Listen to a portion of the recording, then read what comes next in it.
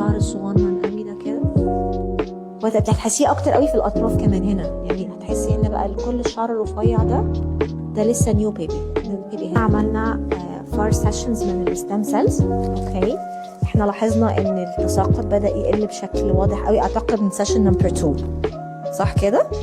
وبعدين بدا كمان يطلع بيبي هير في الحاجات الاماكن اللي كانت فاضيه من قدام.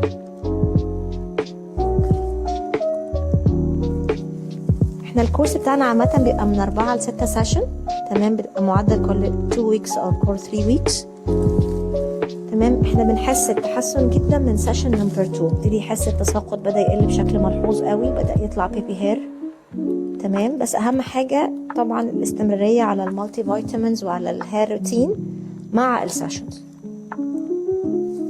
ممكن نحتاج بقى نعمل مينتنس كل فتره، كل 6 شهور او حاجه، عشان برضو نحافظ على النتيجه اللي احنا وصلنا لها.